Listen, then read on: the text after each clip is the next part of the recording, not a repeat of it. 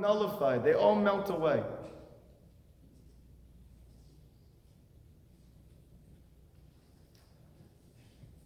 And he says like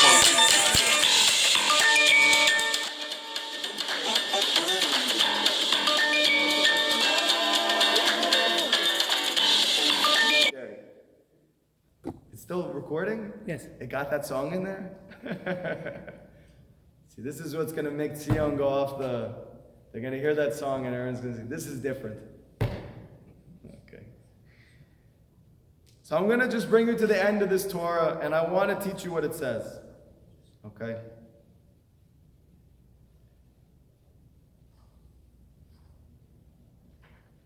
V'amar Rabbeinu Zichronan Livracha, Rabbi Nachman himself said, Shekol mi sheyesh lo yagiut etrachot yoter b'tchilat ha'itkarvut le'Hashem yiparach.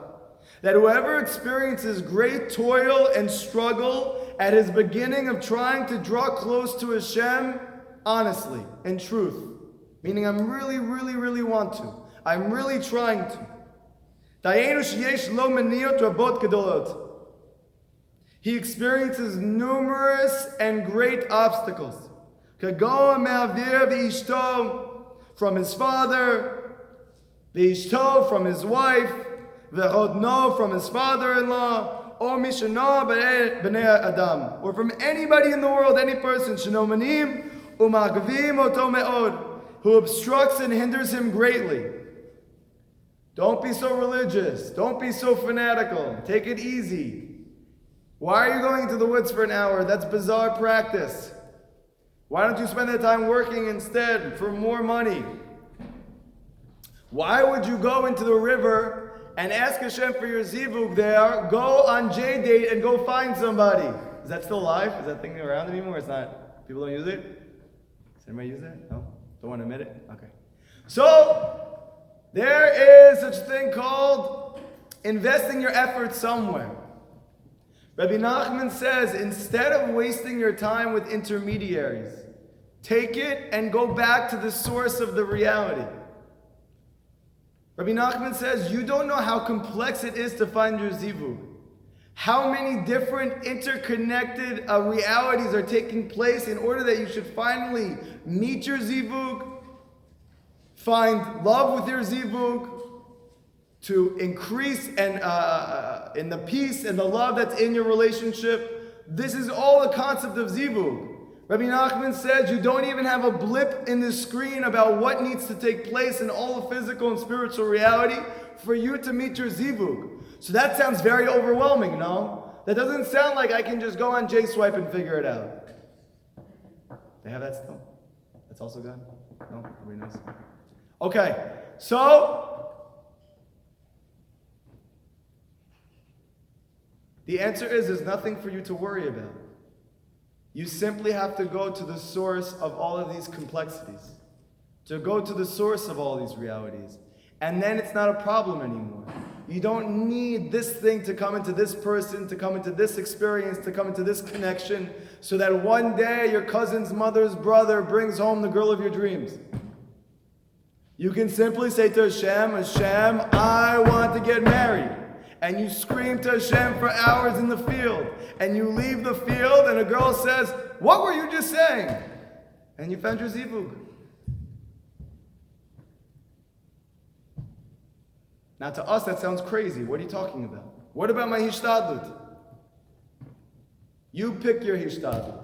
You either throw it on Hashem, and then you take away all of the in-betweens, which there could be a trillion, or you're going to have to become like, you ever do that thing called Where's Waldo? I remember when I was a kid, you used to try to find Waldo. He was dressed like in a certain outfit, and there was a billion people in the thing. You had to find him and circle him. It was like impossible to find him. That's like everything in your life. If it's not coming from Hashem, it's like, where's Waldo? You have to find him in like the middle of nowhere, this thing. The medicine you need, the job you need, the salary you need, the compliment you want from your husband. It's like finding where's Waldo. Or you can ask Hashem. And Hashem can just shower it over you. However, He does not want to do that immediately. Why?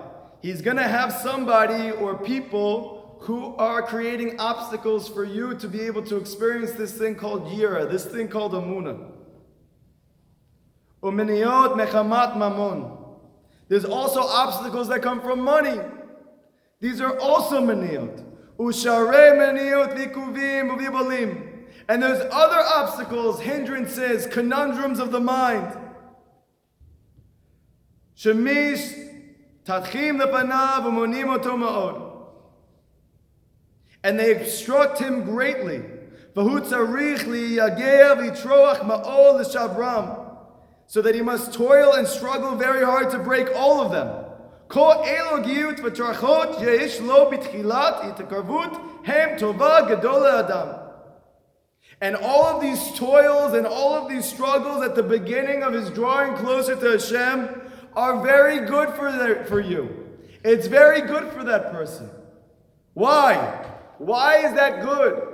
Why is it good that my family should give me a hard time about going to Uman this year? Why is it a good thing that someone says it's ridiculous that you're going into a field and talking to the air for an hour? Why is it a good thing that if I do that instead of going to this job for my minimum salary and now I have even less than that, that could possibly be good for me?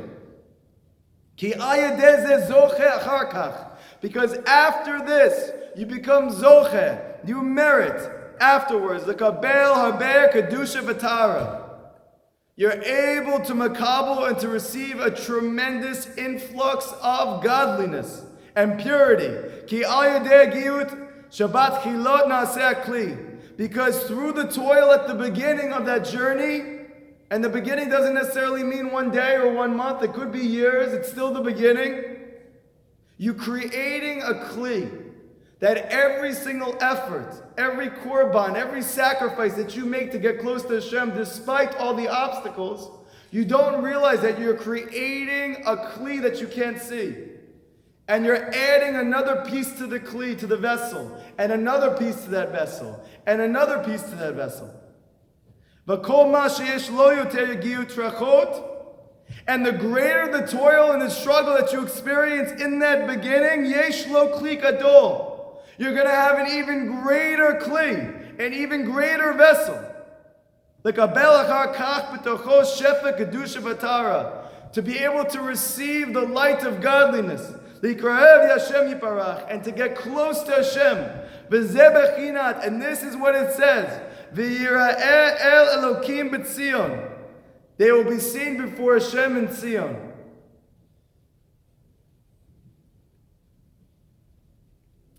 And when is that? When Amalek is destroyed. We heard a couple of parshas ago that we have to destroy and erase the name of Amalek. And the Baal Shem Tov says famously, the gematria of Amalek is safek, is doubt. We have to kill doubts before Hashem's name can be revealed in the world. Why? Because doubt, safek, is the opposite of yira. When a person has a doubt, it's because he believes in people, places, and things. But if a person has complete yirat Hashem, he has no doubts about anything. Because Hashem is controlling his life. And then Amalek is destroyed. And then you experience personal geula. And then we experience collective geula, redemption. And what is it that destroys Amalek? It's all of that toiling. It's all of that struggle. That initial struggle that doesn't seem like it's ending and it doesn't seem like it's getting better and I feel like I'm falling even more. And Rabbi Nachman would say, you don't understand. You're doing amazing. That's why you're struggling. You're creating a tremendous keli to experience the light of Hashem. And this should be great inspiration for you moving into this year of Rosh HaShana. I know many of us have had a very difficult year. I know many of the students here who have invested themselves in the teachings of Rabbi Nachman, in the teachings of Zion. And we've spoken about how many blessings there are in that life. But Chazal teach every beginning is difficult. Every beginning is hard. So you should know that you have created a tremendous keli. And part of the reason that we're all struggling so much right now before Rosh HaShana is because Rosh Hashanah is the day of the year that there's an entire new influx of godly life force. What is going to allow you to experience that new influx of godly revelation in your life? All of the blessings and all the answers to your prayers. It's the size and the strength of your keli, of your vessel. So why is Hashem creating so many difficulties for me? Why do I have so many obstacles? Why does it seem like it's getting harder?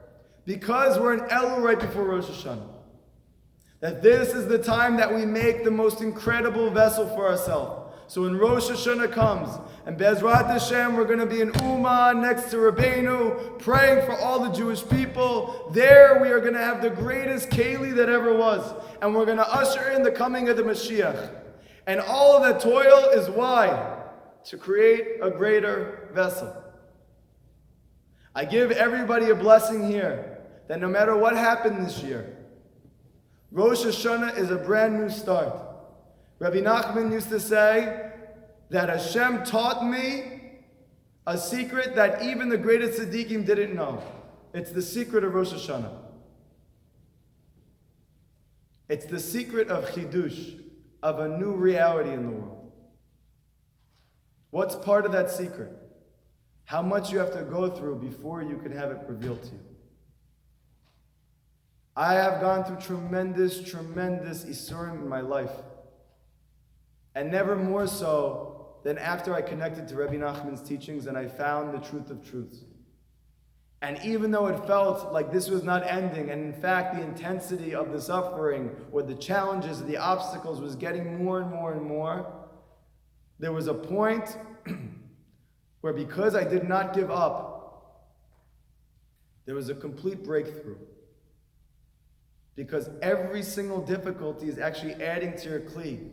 And when the kli reaches the point of completion, automatically it becomes the perfect vessel for all the revelation of godliness. So the main thing is, do not give up. Do not give up. No matter what you've been through, do not give up. No matter how many times you have fallen, do not give up. You have to start over again. You fell again, start over again. But I've done this all year, every day. Start over again. You don't know when the next time is going to be the final time.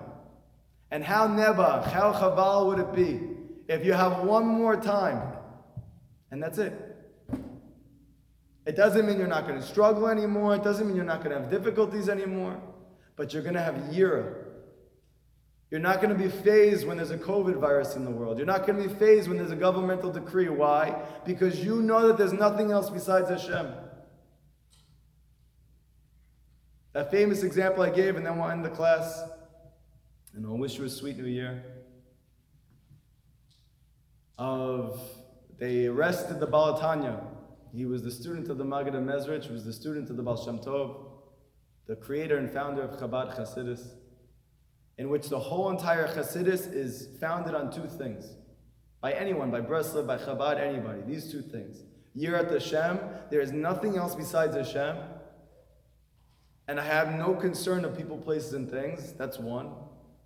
And to love every Jew, no matter whether they're a man or a woman, no matter what they've been through in their life, no matter where they're holding, to love every single Jew with everything that you have. These are the two foundational pillars of Chassidut. And the Baal Tanya was taken to jail, and they beat him up, and they abused him physically.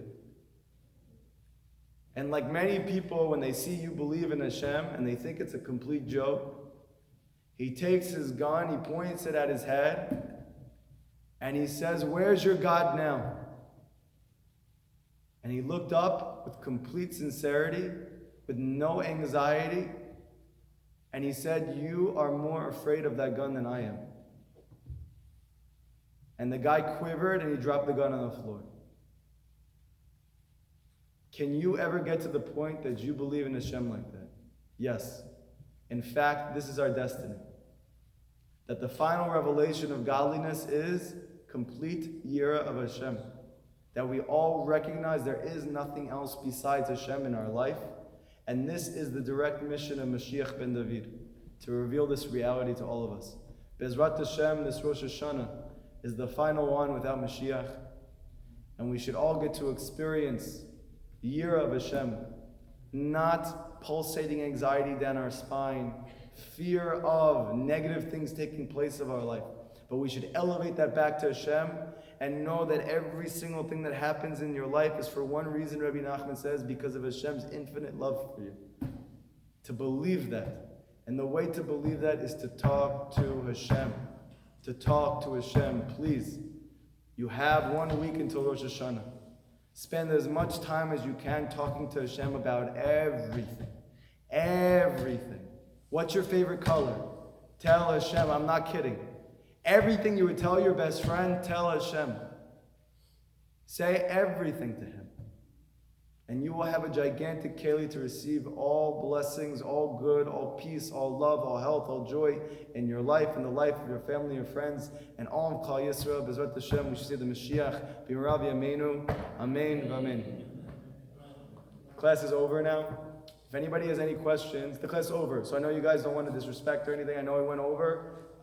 There's not going to be another class for men and women before, so I just wanted to pound it home. Tomorrow night, we're actually going to have a change. Likutei Moharan is usually on Tuesday, but tomorrow night, Bezrat Hashem, is the last night I'm here before I go to Uman for Rosh HaShana. So therefore, we're actually going to have Likutei Moharan tomorrow night instead. And that way we don't miss out on it. Does anybody have any questions from tonight's class? If you want to stay and ask. It's a good thing to ask questions, because then you know what to practically go do with your life, and that's the key to changing it. And please don't come up to me after the video is over, because I have to leave. So, just ask me now. Nobody sees you. Anybody. No questions. Good? Okay, everybody have a sweet, sweet New Year.